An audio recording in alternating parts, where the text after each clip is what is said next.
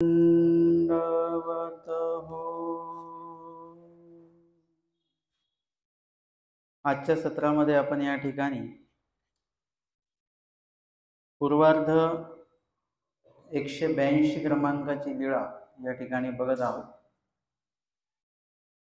तथा ईश्वर प्रतिती पूसने सर्वज्ञे म्हणितले बटिका महात्मा तुमचा गावी असे की जी जी असे. आवाज कमी करा. स्वामी जानो उपाध्यांना म्हणतात की महात्मा तुमचा गावी असे. जी जी असे म्हणजे दादोसांबद्दल विचारतात. महात्म्या ते शिखासूत्र वर्ते म्हणजे त्यांच्याकडे शिखासूत्र म्हणजे ब्राह्मणत्वाचे जे कार्य आहेत ते त्यांच्याकडे वर्ततात का. जी जी वर्ततात. तेथ तुम्ही जा म्हणजे तिथे तुम्ही जाता का त्यांच्याकडे. वाढवा. त्यांच्याकडे तुम्ही जाता का. जी जी जाओ. गोसावी पुसले बटिका येत आणि महात्म्यावरी तुम्हा कैसी बुद्धी. आता तुम्ही जर का महात्म्यांकडे म्हणजे दादोसांकडे जाता तर दादोसांवर आणि आमच्यावर तुमची कशी बुद्धी आहे, कशा प्रकारची बुद्धी आहे, त्यांना तुम्ही काय समजता आणि तुम्ही आम्हाला काय समजता. जसं कृष्ण महाराज म्हणजे आमचे स्वामी असं मागच्या लीळेमधला संदर्भ आपण बघितला. तर आता स्वामी श्री आमच्या बाबतीत आणि दादोसांच्या बाबतीत तुमचं काय म्हणणं आहे असं विचारतात. उपाध्ये उगेची राहिले आणि उपाध्यबाज जे आहेत ते उगेच राहिले म्हणजे नेमकं काय सांगावं. काही काही बाबतीमध्ये आपलं काही निश्चित ठरलेलं नसतं मत, काय मत आहे वगैरे. आणि मग त्यावेळेला जर का अनपेक्षित असा प्रश्न आला तर थोडासा आपल्यामध्ये संभ्रम निर्माण होतो की नेमकं आता काय उत्तर द्यायचं आहे. जाणं उपाध्ये उगेची राहिले आणि मग स्वामी त्यांना विचारतात काही सारखीची म्हणजे त्यांना उत्तर द्यायला सोपं व्हावं म्हणून स्वामीच त्यांना पर्याय देतात की तुमची आमच्यावर आणि दादोसांवर बुद्धी कशी आहे. उत्तर आलं नाही. परत स्वामींनी प्रश्न केला सारखीच बुद्धी आहे का, म्हणजे ते आणि त्यांना आणि आम्हाला तुम्ही सारखं समजता का. उपाध्यबास म्हणतात जी जी हो सारखंच समजतो.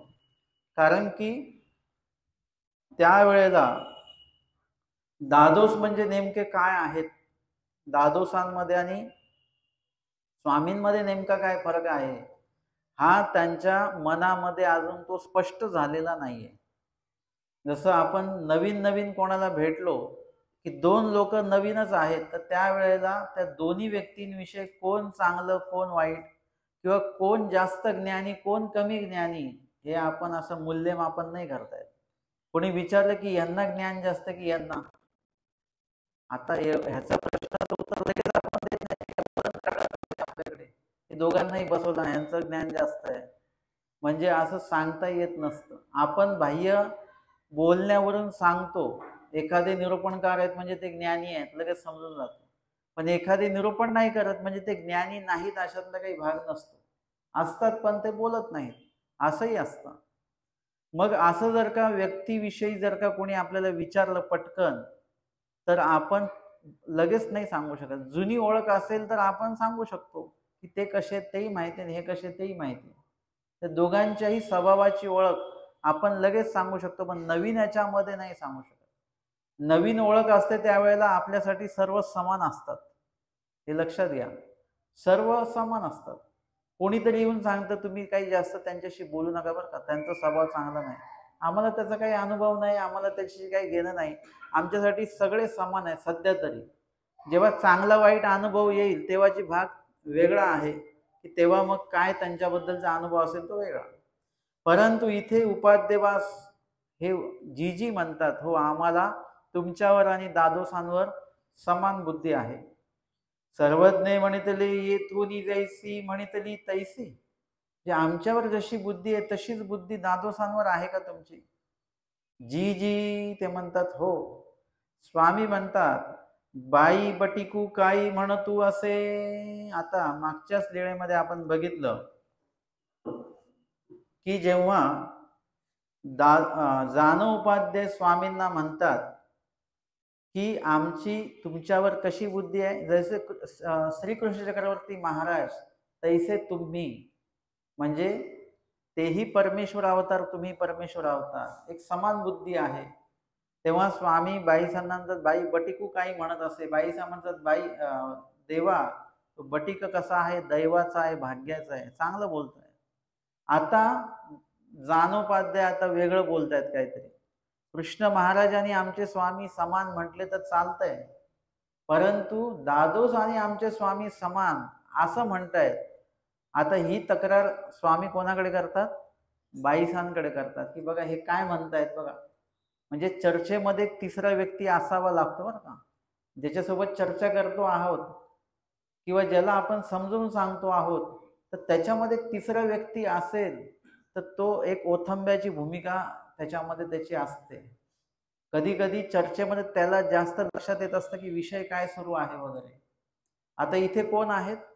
बाईसा आहेत. बाईसांना स्वामी म्हणतात की बाई बटिकू काही म्हणतू असे. बघा जानोपाध्याय काय म्हणतात बघा.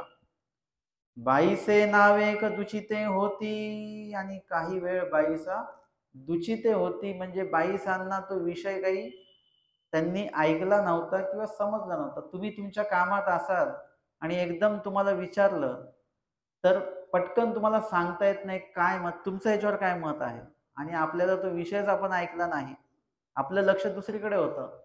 मग आपण थोडं संभ्रमित होतो की काय बोलायचं आता. अशा वेळेला ते मी ऐकलं नाही हे बोलून स्पष्ट मोकळं होऊन जायचं की मला हा विषय काही मी ऐकला नाही. बाईसा नावे दुचिते होती, कारण बाईसा काहीतरी स्वामींच्या सेवेमध्ये आहेत, त्यांची ती सेवा सुरू आहे, स्वामींची आणि जानोपाध्यांचे संभाषण सुरू आहे, आणि बाईसांचं त्यामुळे त्या चर्चेकडे लक्ष नाही. बाईसी म्हटले बाबा दैवाचा भाग्याचा बाबा. बाईसा परत म्हणतात दैवाचे भाग्याचे आहेत. बाईसांना वाटलं की जानोपाध्याय चांगलीच व्यक्ती आहे, जानोपाध्याय वाईट व्यक्ती नाहीये, काही नाहीये. स्वामींच्याकडे जेव्हाही येतात तेव्हा सेवा दास्य सगळं करतात. मागच्या भेटीमध्ये, पहिल्या भेटीत बाईसांनी जानोपाध्यांचं विहरण वर्तन सगळं बघितलेलं आहे, बोलणं उठणं बसणं. स्वामींनी सुद्धा त्यांच्याविषयी प्रसन्नता व्यक्त केलेली आहे, आणि मगाशी पण त्यांनी जो संवाद झाला तोही चांगला संवाद झाला. म्हणून बाईसा म्हणतात की तो कसा आहे, दैवाचा भाग्याचा आहे. आणि बाईसा जे म्हणतात ते काही चुकीचं नाहीये. जरी जानोपाध्यायांनी हे वाक्य चुकीचं जरी म्हटलं असेल तरी मुळामध्ये बाईसा त्यांच्याबद्दल जे दैवाचा भाग्याचा म्हणतात जानोपाध्यांबद्दल ते मात्र चुकीचं नाही. जानोपाध्याय हे दैवाचेच आहेत, भाग्याचेच आहेत. त्यांच्यामध्ये तो अधिकार आहे, ती कणव त्यांनी जोडलेली आहे, आणि ती योग्यता त्यांच्याकडे जोडलेली आहे. आणि म्हणून या ठिकाणी बाईसांचं ते वाक्य अगदी बरोबर आहे. स्वामी म्हणतात ना हा आता आन एक म्हणतू असे. स्वामी म्हणतात की तो मगच सारखं म्हणत नाहीये बरं का, यथार्थ म्हणत नाहीये. आण एकू म्हणतू असे म्हणजे थोडस अन्यथा बोलतायत, ते आता चुकीचं बोलतायत. याचं ज्ञान स्वामींनी बाईसांना ती माहिती करून दिली की मगाशी ते बरोबर बोलत होते, पण आता म्हणजे आपली जी समज असते ती सर्वार्थी बरोबरच असते असं काही नाही. त्या समजेतला निम्मा भाग कधी कधी चुकीचा पण असू शकतो बरं का. म्हणजे आपण जे काही समजतो ते सर्व सिद्धांतच असतं असं काही नाही. त्याच्यामध्ये निम्मा सिद्धांत असू शकतो आणि काही भाग थोडासा अन्यथा पण असू शकतो, नाही अशातला भाग नाही. म्हणून वेळोवेळी चर्चेतनं तो भाग जो असतो तो आपला क्लिअर करून घ्यायचा असतो की हा सिद्धांत आहे का, हे आमची जी समज आहे, हा जो आमचा बूज आहे, आम्हाला जे उमट झालेला आहे तो बरोबर आहे का की चुकीचा आहे. मग ज्यांच्या पुढे तुम्ही मांडणार ते वचनाद्वारे की लीळाद्वारे सांगतील की हो हे बरोबर आहे किंवा हे बरोबर नाही. लीळा चरित्र लिहिताना तिथे ते आहे हनुमंत वाडा आहे की देऊळ वाडा आहे. बटोबासांनी त्याची शहानिशा केली नाही. नाही इथे हे हनुमंत वाडा नाही, इथे हा आमका आमका वाडा आहे. म्हणजे त्याचं निश्चिती जी आहे ती आपल्याला ज्ञानयुक्त जाणकार व्यक्ती जो आहे त्याच्याकडे त्याची ती जाणीव आपल्याला, त्याची खात्री जी आहे ती आपल्याला करून घ्यायची. आपलं मत बरोबर आहे की चुकीचं आहे हे त्यामध्ये निश्चिती करायची असते. आणि म्हणून या ठिकाणी स्वामींनी बाईसांना ते सांगितलं आणि बाईसांना सांगितलं हा आता आन एक म्हणतू असे, म्हणजे ह्यांचं म्हणणं जे आहे आता वेगळं आहे. बाईसी म्हटले काही म्हणतू असे बाबा, आता काय अन्यथा आहे हे पण माहिती करून घेतलं पाहिजे बा. कोणी जर का सांगितलं ही व्यक्ती चुकीचं बोलतंय, मग आपण तो काय बोलतंय, काय चुकीचं आहे त्याच्यामध्ये हे समजून घेतलं पाहिजे आणि मग तुम्हाला काय प्रतिक्रिया द्यायची ती द्या. बाईसांनी पण ते जाणून घेतलेलं आहे की काय चुकीचं बोलतायत बरं ते. ना बाई येथून यायचे पुसले, आम्ही त्यांना विचारलं येत आणि महात्म्यावरी तुम्हा कैसी बुद्धी, आमच्यावर आणि दादोसांवर तुमची बुद्धी कशी आहे. ते म्हणतात ना सारखीची ऐसे म्हणतू असे, असं ते म्हणतात बरं. आता हे ऐकल्यानंतर बाईसांचा थोडा पारा चढला. बाईसा म्हणतात मरमर पोरा तुझी किडडीये बांधे घागरा मा मसनवरी जाय टुनटुन करीत. म्हणजे बाईसा थोडेसे रागवतात, एक तुम्ही असं कसं काय बोलता, स्वामी कुठे आणि दादोस कुठे, म्हणजे कुठल्याच अर्थाने बरोबरी नाहीये. जीव आणि परमेश्वर हा भाग सोडा थोड्या वेळासाठी, परंतु स्वामींचं जे काही बोलणं उठणं बसणं आहे, आता परमेश्वर म्हणून बघू नका, थोड्या वेळ एक व्यवहार म्हणून बघा आणि दादोसांकडे बघा. उठण्या बसण्यातच फरक कळतो, लगेच वागण्यात फरक कळतो, वृत्तीमध्ये मधला जो फरक आहे तो लगेच कळतो, माणसातला लगेच कळायला लागतो आपल्याला. इथे तर हे परमेश्वर अवतार आहेत, म्हणजे परमेश्वराचं तेजापासून सुरुवात आहे, तिची दैवी ते क्वापी नाही, दिसण्यापासून सुरुवात आहे. स्वामींचा जो वर्ण आहे तिथून सुरुवात आहे. इतका मोठा बदल आहे या सर्व गोष्टींमध्ये. आणि सोबतच ईश्वर स्वरूपाचं वर्तन आणि जीव स्वरूपाचं वर्तन ह्याच्यामध्ये जास्त फरक तुम्हाला लगेच जाणवणार. मग तोही फरक तुम्हाला जाणवत नाही, म्हणून बाईसांनी त्यांचे जे काही नेहमीचे काही अपशब्द होते ते त्या ठिकाणी उपयोगामध्ये आणलेले आहे. मग बाईसा म्हणतात महात्मा काही खाडाचा, काहीसे तयाचे आचारित्व मसनाचे. कसला तो महात्मा आहे का तो, उगाच आपलं काहीतरी वेश परिवर्तन केलं, जटा वाढवल्या वगैरे, दाढी वाढवली म्हणून एखादी व्यक्ती महात्मा थोडी होतात. एखाद्याने वपन केलं म्हणून तो काही महात्मा थोडीच होतो. तो महात्मा काही खाडाचा, काहीसे त्याचे आचारित्व, आणि त्यांचं आचार्य ते स्वतःला म्हणून घेतात. असं कोणीही कोणाला आचार्य म्हणून घेण्याची पद्धत आहे. मी मोठा आहे, मी आमका आहे, मी टमका आहे, मी सिनियर आहे, हे सर्व काही आहे. म्हणण्याला माणूस काही पण म्हणू शकतो, परंतु तो असण्याला पण तसा असला पाहिजे ना. काहीच त्याचे आचारित्व मसनाचे, त्याचं कसलं आचारित्व आणि काय आहे. बाबा ते रडोनी विद्या मागितली, स्वामींकडे रडून विद्या मागितली. पाठभेद आहे, रडोनी आचार्यत्व मागितलेलं आहे. म्हणजे त्यांनी काय केलेलं आहे, त्यांच्याकडे जी विद्या आहे देवतेची, ती विद्या सुद्धा त्यांच्याकडे मळीनत्वा ते पावलेली आहे. म्हणून स्वामींकडे त्यांनी त्यांचा कवळ पुरुष इसवीला त्यांनी तो आखाटून मागितल्या कमळ पुष्पा पाकळीवर त्या, आणि नंतर मग त्यांनी त्या ताम्रपटावर ते आखून घेतलेलं आहे. आणि एकीकडे स्वामींकडे आचार्यत्व मागून घेतलेलं आहे, म्हणजे मला असं असं सामर्थ्य प्राप्त व्हावं, सिद्धी प्राप्त व्हावी, म्हणून सुद्धा स्वामींकडे त्यांचं ती याचना आहे. देवाकडे ते यायचे जायचे, ते उगच येत जात नव्हते. मंदिरात येणारे लोक उगच येतात जातात नाही. काही लोक सहेतुकासाठी येतात, काही लोक योग्य काही ज्ञान मिळतं, देवपूजा वंदन होते, स्मरण होतं मंदिरात शांतपणे, म्हणूनही ईश्वर हेतूने सुद्धा येणारे काही लोक आहेत. काही लोक असेही असतात की बाबा तिथे अमकं अमकं हे मिळतं ते मिळतं म्हणूनही येणारे काही अन्य लोक असतात.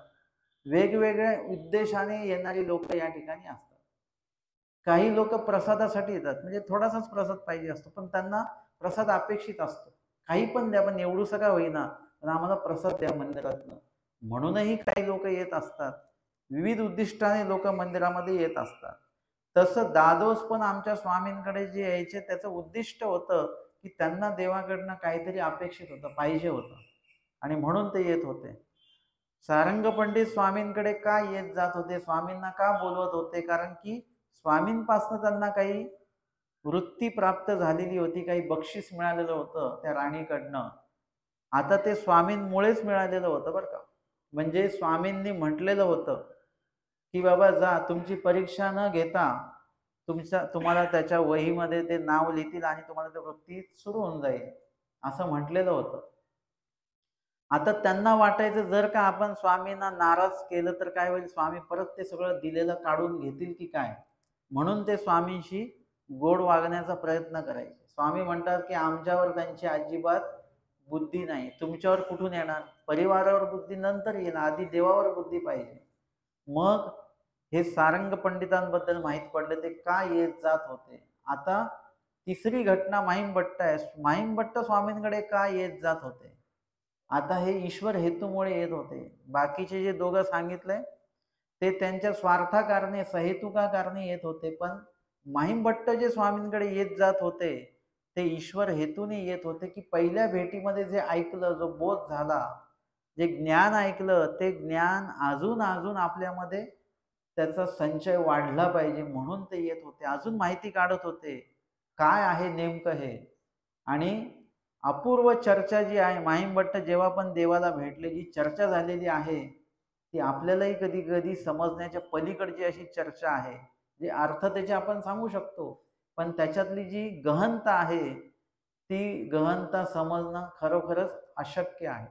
अजूनही भरपूर चर्चा झालेली आहे प्रथम भेटीमध्ये माहीमभट्ट स्वामींची, पण ती चर्चा पूर्ण प्रकारे शब्दरूपामध्ये आपल्यापर्यंत ती पोहोचलेली नाही. तर अशा पद्धतीने आपल्याला माहीमभट्टांचं येणं जाणं लक्षात येतं. कुठेतरी भट्टोबासही स्वामींच्या सन्निधानी येतात जातात. 4, 5, 6 भेटी त्या स्वामींच्या घेतात. हे कशासाठी? कारण की त्यांच्यात जे परिवर्तन झालेलं आहे, आणि स्वामी म्हणतात येथून तुम्हा स्थित्यंतर किंगा, तर तो जो बदल आहे प्रत्येक भेटी गणिक तो बदल अजून अजून वाढतो आहे. आणि म्हणून भट्टोबासांचं येणं हे सुद्धा ईश्वर हेतूनेच देवाकडे येण्याचं आहे. आणि म्हणूनच जेव्हा स्वामी भाकेचे पोपळ मागतात तेव्हा ते देतात. थोडासाच विचार करतात, खूप विचार करत नाही, आणि जोही विचार करतात तो सकारात्मकच करतात, कारण की त्यांचं येणं जाणं हे सहेतुक नाही आहे, हे निर्हेतुक येणं जाणं आहे. त्याच्यामुळे लगेच देवाला समर्पित होऊन जातात ते. आता या ठिकाणी दादोसांचं जे येणं जाणं आहे ते या कारणासाठी की देवाकडनं त्यांना काहीतरी अपेक्षित आहे. अजून पण जे काही अपेक्षित होतं ते त्यांनी मागून घेतलेलं आहे इसवीला. अजूनही त्यांना काही अपेक्षित आहे किंवा देवाला त्यासाठी त्यांना प्रसन्न ठेवायचं आहे, म्हणून ते स्वामींकडे येतात जातात. बाईसा म्हणतात, बाबासी आणि रामासी सरी करीतू असे, म्हणजे दादोस आणि स्वामींची बरोबरी तुम्ही करताच कसे काय? बाईसा गोसावी कोपोची दिदले, आणि स्वामींनी सुद्धा काय झालेलं आहे, बाईसांना ते सांगितलं ते काय म्हणतायत, आणि बाईसा रागवल्या आणि स्वामी थोडेसे बाजूला होतात, म्हणजे बोलू देतात, बाईसांनाही मन मोकळं होऊ देतात. आणि उपाध्यायांना पण ऐकू देतात ते, कारण की त्यांना सुद्धा कळालं पाहिजे की बाईसा किती तळमळीने आणि काय बोलतायत. बाईसा जे सांगतात ते खरं खरंच बोलतात, आणि ते खरं खरं बोलल्यामुळे उपाध्ये जानोपाध्याय पण ते ऐकतात, आणि त्यांच्याही लक्षात येतं की अरे हो, आपण चुकी केली बरं का. म्हणजे कोणीतरी रागवणारं सुद्धा असलं पाहिजे. बाईसा तिथे आहेत. स्वामी रागवू नाही शकत लगेच, परंतु बाईसांना रागवू देतात की बाईसा रागवल्या तर त्याचं वाईट सुद्धा वाटणार नाही. आणि बाईसा जे बोलतील, म्हणजे देवानीच देवाबद्दल काय सांगावं, नेहमी देवाबद्दल ज्यांनी देवाचा अनुभव घेतला त्यांनी जर का बोललं तर अजून ते प्रभावी ठरतं. आणि म्हणून बाईसांना पण देवाने बोलू दिलं. कोपोची दिदले, आणि मग एक विशिष्ट वेळ बाईचा रागवल्यानंतर मग स्वामी म्हणतात, बाई उगीची असा, स्वामी म्हणतात बाई आता आता शांत राहा, आता जास्त बोलू नका. सदैव जीवासी काही जाणणे असे, स्वतः जीवाला असं काही जाणू शकतो का जीव? आपण म्हणतो ना की लीळा चरित्रामध्ये स्वामी यांना भेटले, त्यांना भेटले, त्यांनी स्वामींना असं हे का नाही केलं? द्विज गोरक्षांच्या लीळेमध्ये त्याला कळालं कृष्ण महाराज आहेत हे, मग तो देवाकडे का नाही आला बरं?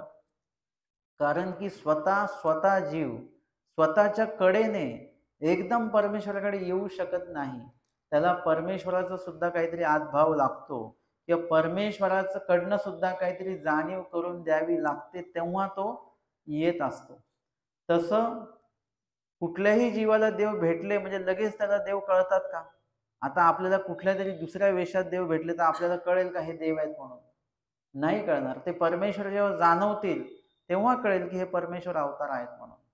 तसं इथे जाणव उपाध्याय जरी असले तरी त्यांना स्वयमेव असं उपज होईलच असं नाही. सगळेच काही निळभट्ट भांडारेकार नसतात की लगेच त्यांना त्याचं उमट होईल. काहींना त्याचं निरूपण करावं लागतं, काहींना समजून सांगावं लागतं. माहीम भट्टांसारख्या व्यक्तीला प्रथम भेटीतच बोध होतो, भटोबासांसारख्या व्यक्तीला 5व्या-6व्या भेटीमध्ये बोध होतो. म्हणजे प्रत्येकाचा अधिकार वेगळा आहे. काहींना निरूपण करावं लागतं, काहींना अल्प निरूपणामध्येच सगळं काही लक्षात येतं आणि काहींना आयुष्यभर जरी निरूपण केले तरी दादोसांसारखी व्यक्तींना ते लक्षातच येत नाही की स्वामी काय सांगतात. म्हणून स्वामी म्हणतात की सदैव जीवासी, स्वतः जीवाला असं स्वयमेव असं काही जाणणे हे हा प्रकार नसतो. येथून जाणविजे तैची जाणीजे, जेव्हा आम्ही इथून जाणवू, आमच्याकडनं सुद्धा ती प्रक्रिया सुरू झाली पाहिजे, बोध आणि बोध शक्ती. तसंच वेदाच्या बाबतीमध्ये पण आहे. वेदतील स्वामी जेव्हा तेव्हा जीव तिथे वेधल्या जाईल, म्हणजे तसा त्याचा अधिकार पण असला पाहिजे. आता स्वामींना अनेकांनी बघितलेलं आहे पण प्रत्येकाने काही ओळखलेलं नाहीये.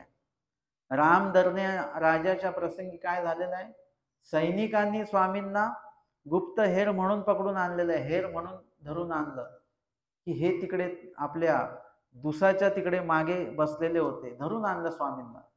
धरून आणल्यापेक्षा स्वामी तिथेच बसलेले आहेत आणि त्यांनी घेराव घातलेला आहे. रामदरण्या राजाला बोलवणं पाठवलं, तो आला आणि त्यांनी बघितल्या त्यांनी म्हटलं कोणाला धरलं तुम्ही? हे गोसावी आहे, स्वामी आहेत.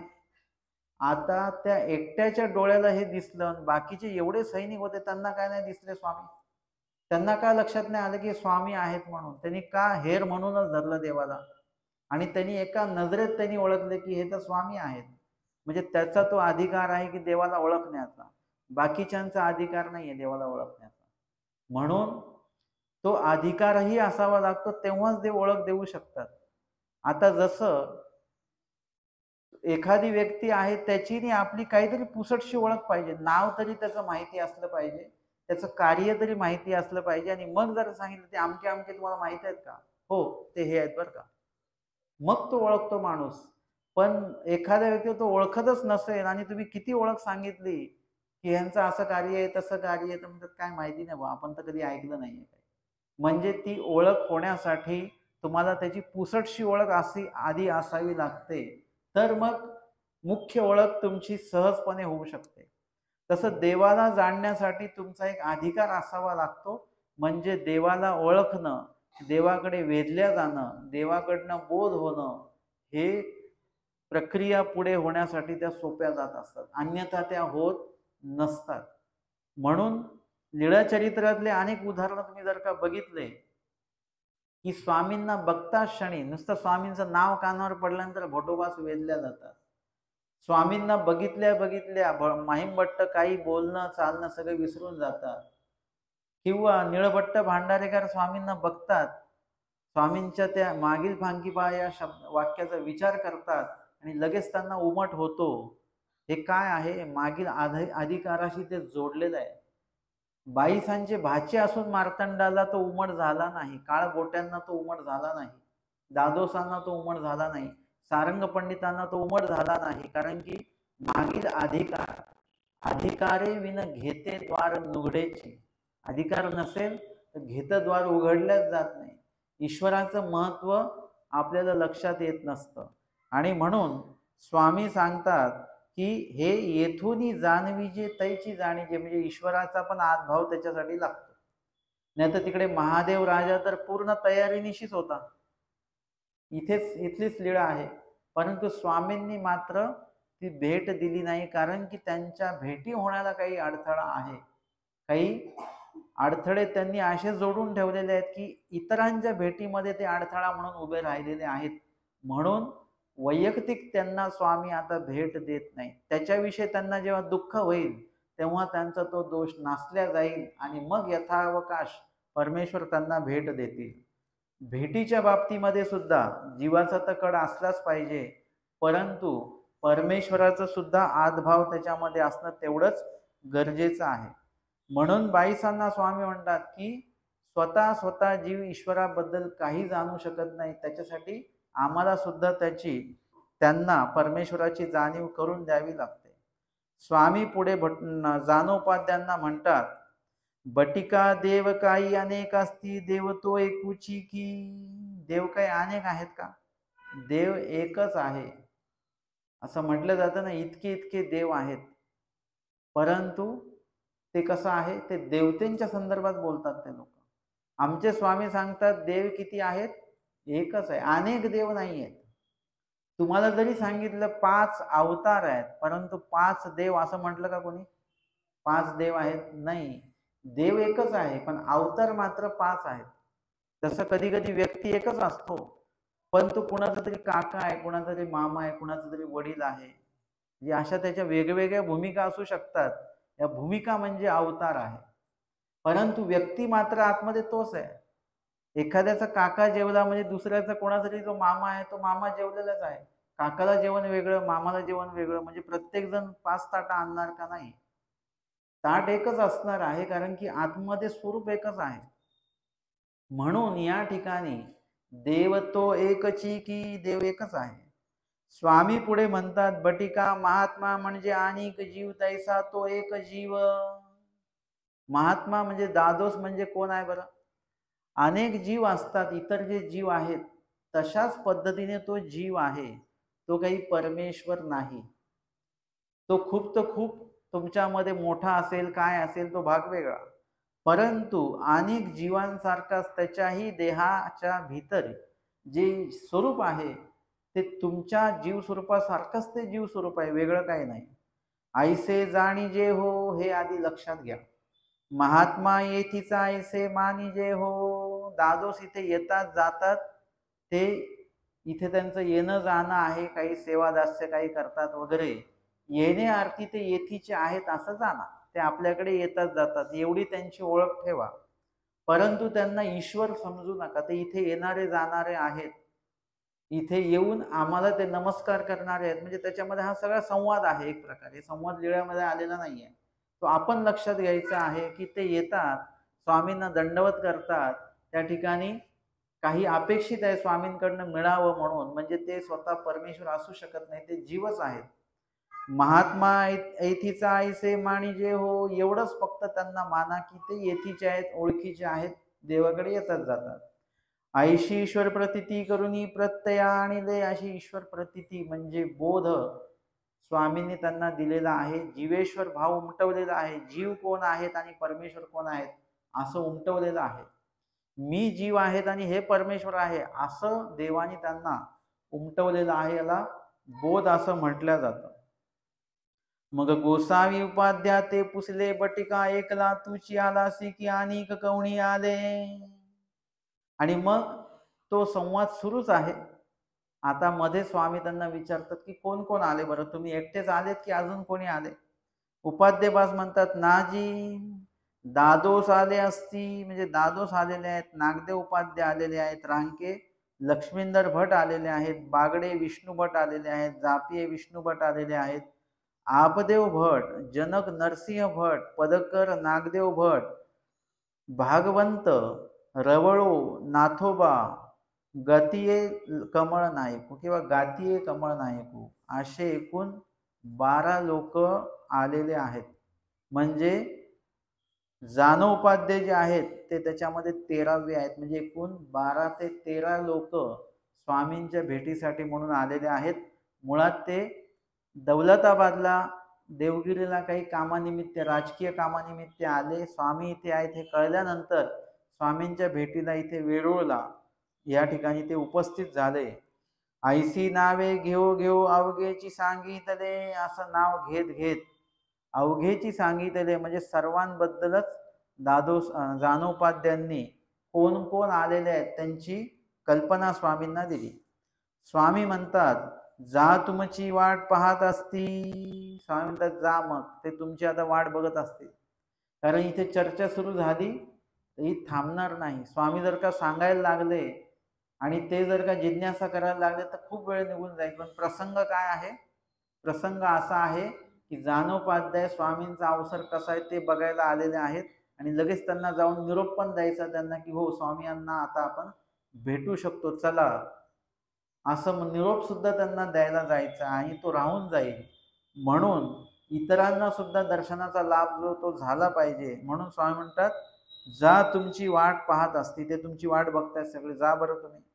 म्हणून ऐसे श्रीमुखीचे तांबूळ दिधले. श्रीमुखीचा तांबूळ प्रसाद जानोपाध्यांना स्वामींनी दिला. कारण की आता जर का इथून जायचं आहे तर स्वामींचा काही ना काही प्रसाद मिळाला पाहिजे. प्रथम भेटीमध्ये सुद्धा त्यांनी तो तांबूळ प्रसाद जो आहे त्याची अपेक्षा केलेली होती आणि तो प्रसादही त्यांना स्वामींनी त्यावेळी दिलेला होता. तो त्यांनी ग्रहणही केला आणि सोबतही घेऊन गेले. आताही त्यांना ते अपेक्षित आहे की देवाकडनं काहीतरी प्रसाद आम्हाला प्राप्त झाला पाहिजे आणि स्वामींनी लगेच त्यांना तो प्रसाद दिला.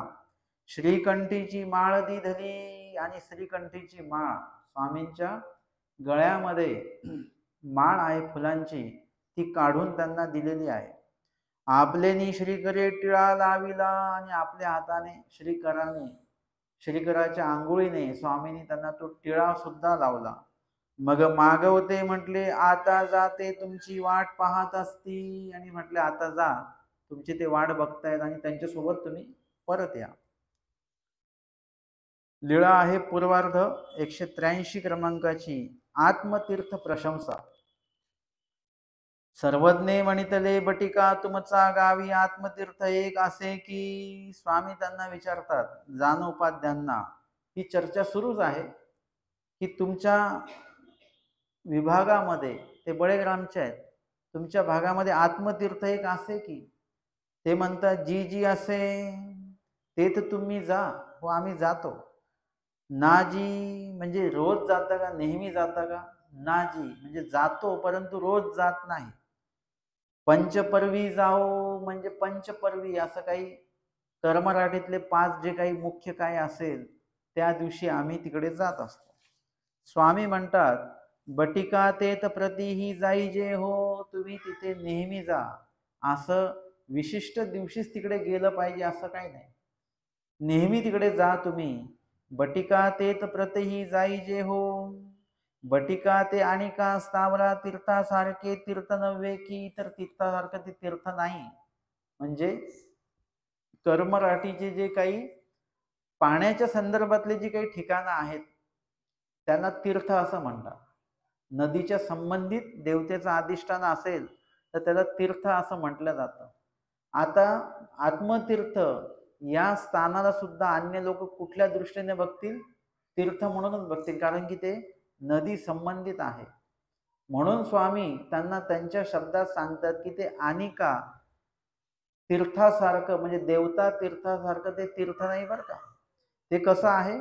ते तर साक्षात श्री दत्तात्रय प्रभूंची प्रतिष्ठा. साक्षात दत्तात्रय प्रभूंची त्या ठिकाणी प्रतिष्ठा आहे. ते तर तुम्ही नीच जाईजे हो. तिथे तुम्ही रोज गेलं तरीही चालतंय. म्हणजे इतकं ते महत्वाचं ठिकाण आहे. इतर तीर्थासारखं म्हणजे देवता तीर्थासारखं ते स्थान नाहीये, ते ठिकाण नाहीये. ते ठिकाण परमेश्वराच्या स्पर्शाने पुनीत झालेलं ते ठिकाण आहे. असं जे काही ठिकाण आहेत आपल्या महानुभाव पंथामध्ये, एकूण 1650 तीर्थ म्हणजे एकूण 1650 स्थान म्हणायचे. आपण तीर्थ म्हणायचं नाही. तीर्थ हे त्या देवतेशी संबंधित थोडासा उल्लेख आहे बरं का तो. एरवी सर्वसामान्यपणे एखाद्या पाण्याशी संबंधित जेही आध्यात्मिक अधिष्ठान आहे त्याला तीर्थ म्हटलं जातं. आपल्याही स्थानात तीर्थ म्हटलं जाईल, परंतु आपलं ते जे ठिकाण आहे ते पाण्याचं त्याला काही महत्व नाही. आमच्या स्वामींनी त्याला संबंध दिला म्हणून ते ठिकाण आमच्यासाठी महत्वाचं आहे. म्हणून त्यांना आपण स्थान हाच उल्लेख करायचा. स्थान वंदन, तीर्थवंदन हा उल्लेख नाही केला आपण तरी चालेल. स्थान वंदन हा उल्लेख आपण करायचा. कारण की बहिर्यागाच्या संदर्भामध्ये तीर्थ, क्षेत्र, व्रत, दान, तीर्थ वेगळं क्षेत्र वेगळं, आमच्याकडे असं तीर्थ आणि क्षेत्र असं वेगळं नाही. किंवा अमकं स्थान पाण्याच्या संबंधित स्थान आणि क्षेत्राच्या संबंधित स्थान असाही भेद नाही. आमच्याकडे फक्त स्थान एवढा एकच भेद आहे. बाकी त्याला दुसऱ्या कुठल्याही शब्दांमध्ये आपण वेगळं काही बोलू शकत नाही. त्याला अवस्थान म्हणा, आसनस्थान म्हणा, निद्रास्थान म्हणा, भोजनस्थान म्हणा, पण ते आहे स्थानच. ते तीर्थस्थान आणि क्षेत्रस्थान असा काही भेद आपल्यामध्ये नाही. आणि म्हणून स्वामी म्हणतात ते तर तुम्ही नीच जाई जे हो, म्हणजे नेहमी तिथे तुम्ही जायचं आहे. त्याच्यासाठी असं नाही की विशिष्ट दिवशी जायचं, विशिष्ट दिवशी नाही जायचं, असा कुठलाही भेदाभेद नाही. खूपशे लोक असतात ते म्हणतात आम्ही पौर्णिमेला जातो त्या स्थानाला. काही लोक म्हणतात आम्ही आमोशाला जातो. म्हणजे त्यांनी आमोशा पौर्णिमा धरून ठेवलेली आहे. मी तर खरंच आभार मानतो आमोशा पौर्णिमा बनवल्यामुळे आपला देवदेव तरी होतो. आमोशा पौर्णिमा नसती तर आपण देवदेव करायला गेलोच नसतो. आमोशा पौर्णिमेच्या भीतीने लोक देवपूजा करायला जातात. आपला विषय काय झाला काल? भक्तीने जा. तुम्हाला स्थान वंदन करायला जायला कुठलाही बहाणा नको. विना बहाणा, विनाकारण. विनाकारण म्हणजे ते तसं नाही बरं का, विनाकारणच आहे डोक्याला ताप, तसं नाही. कारणाशिवाय सुद्धा तुम्ही स्थान वंदन करायला जाऊ शकता. काहीतरी तुमचं नवस जापते म्हणूनच जावं असं नाही. याच्या व्यतिरिक्त सुद्धा तुम्ही जाऊ शकता. जेव्हा तुम्हाला वाटलं की आज जाऊ स्नान करायला, लगेच जाऊ शकता. काही त्याच्यामध्ये वेळ काळ नक्षत्र काही बघू नका. एरवी तुम्ही काही तुम्हाला सणवाराला जायचं असेल तो तुमचा प्रश्न आहे. याच्या व्यतिरिक्तही जर का तुम्ही स्नान करायला गेलात तरी स्वामी सांगतात नीच म्हणजे नेहमी सतत वारंवार तुम्ही जाऊ शकता. तुम्ही स्थानाच्याच तिथे पांचाळेश्वरलाच थांबलेला आहात 8 दिवस, तर तुम्ही 3 वेळेला 4 वेळेला जेवढ्या वेळेला तुम्हाला वाटेल तेवढ्या वेळेला तुम्ही तिथे जाऊन ते स्थान वंदन करू शकता. काहीच त्याच्यामध्ये हरकत नाही. उलट जेवढं स्थान वंदन तुम्ही कराल, त्या संदर्भातली लीळा आठवाल, तिथे जाऊन ते स्मरण कराल, तेवढं तुम्हाला त्या ठिकाणी लाभच होईल. कारण की ती भूमी जी आहे परमेश्वराच्या येण्याने ती भूमी पवित्र झालेली आहे. त्यामुळे त्या ठिकाणी जे आपण बसलो की तिथले जे काही तरंग असतात ना ते वेगळे असतात. ज्याला तिथलं वातावरण आपण म्हणू ते काहीतरी वेगळं असतं. शिन्नस्थळीचा विशेष आपल्या घरी असणं आणि आपण शिन्नस्थळीच्या तिथे जाऊन तिथे स्मरण करणं याच्यामध्ये मोठा फरक आहे. कारण की ते ठिकाण तेच आहे जिथे स्वामी 800 वर्ष आधी स्वामी बसलेले होते, निरूपण केलेलं होतं.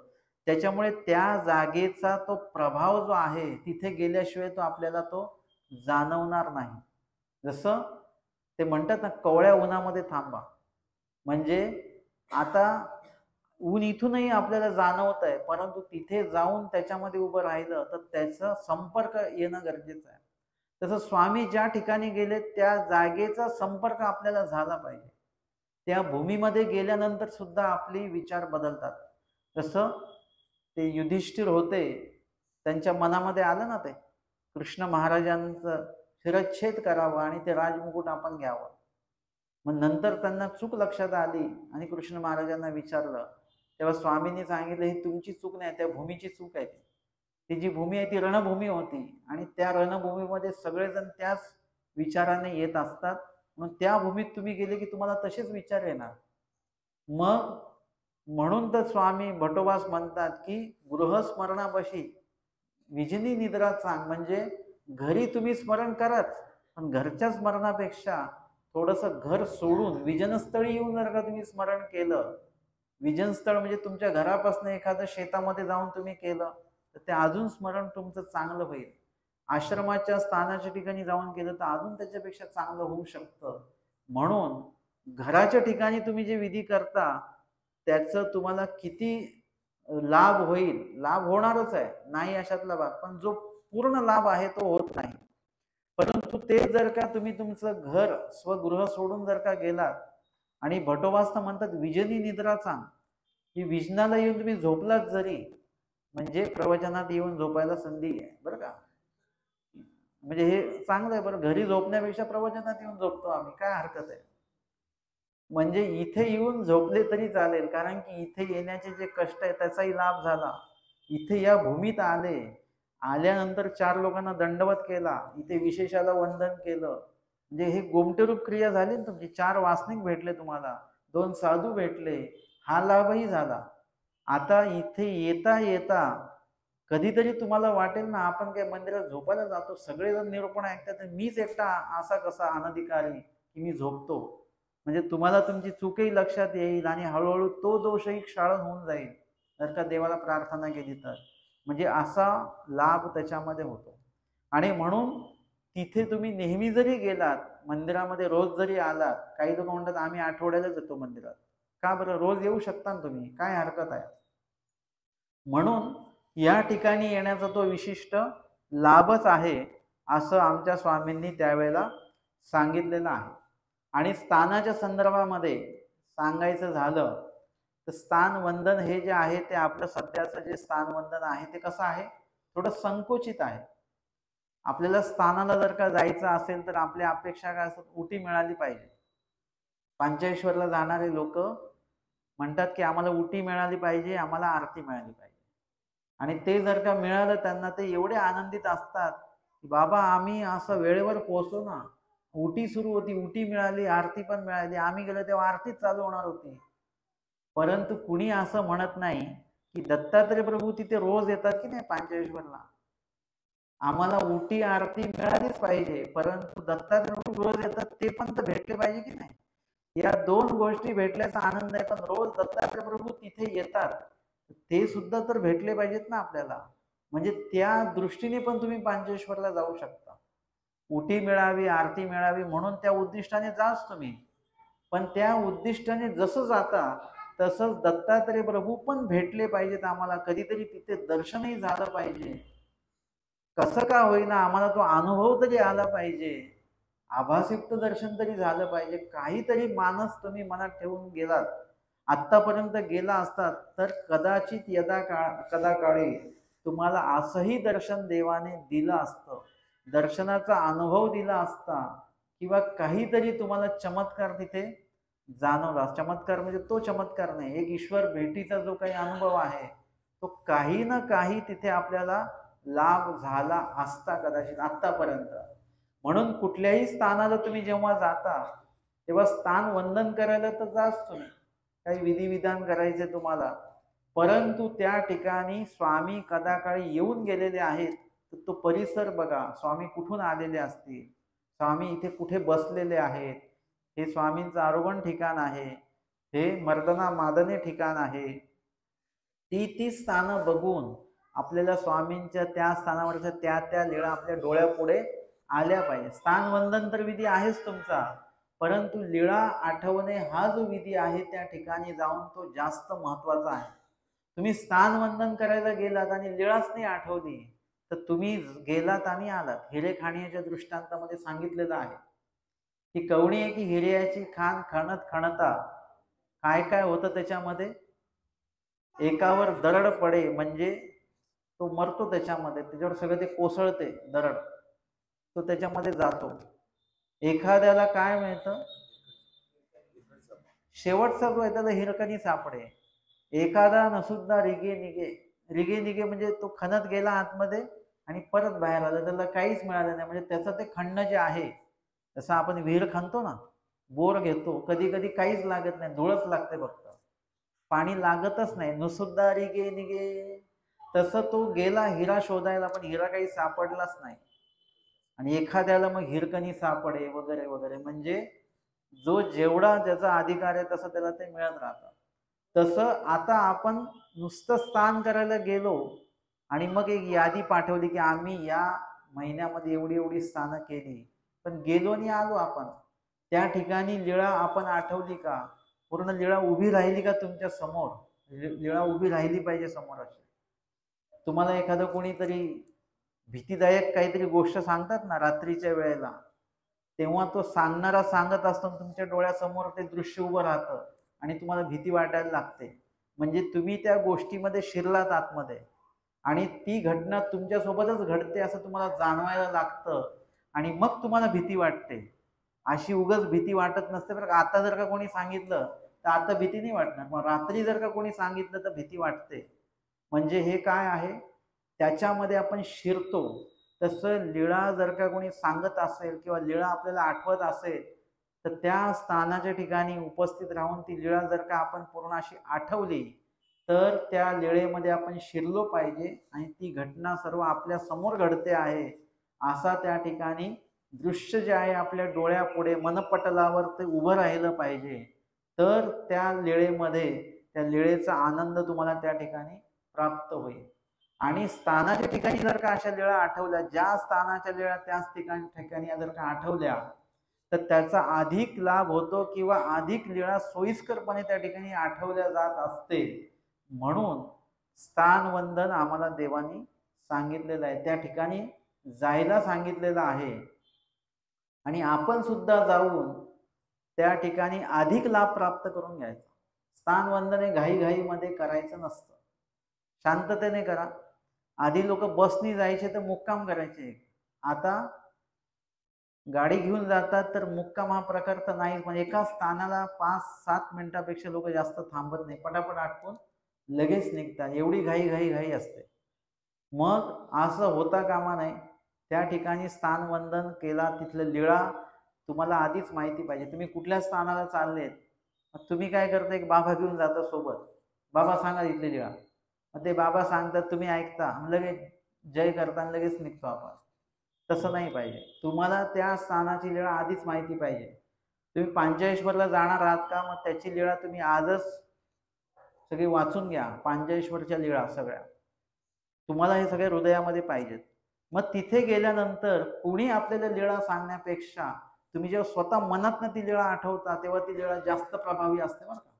आम्ही तुम्हाला ती लीळा सांगणे आणि मग तुमच्यामध्ये तो प्रभाव होणे आणि तुम्हालाच तुमच्या मनातनं ती लीळा आठवणे हा एक प्रकार वेगळा. तुम्हाला जर का स्वतः ती लीळा माहिती असेल तर जेव्हा तुम्ही स्मरणाला बसता तेव्हा तुम्हाला सर्व स्थानांची क्रमाने लीळा बरोबर आठवते आणि ते अधिक लाभदायक असतं. आणि म्हणून स्थानवंदन करताना लीळा स्मरण आणि नामस्मरण या दोन्हीही गोष्टी ज्या आहेत ते त्या ठिकाणी आपल्याकडनं संपन्न झाल्या पाहिजेत. असं हे स्थानवंदनाचं महत्व आहे. आजच्या सत्रामध्ये आपण या ठिकाणी पूर्वार्ध 182 आणि 183 अशा 2 लीळा ज्या आहेत त्यावर श्रवण आणि चिंतन केलेलं आहे. दंड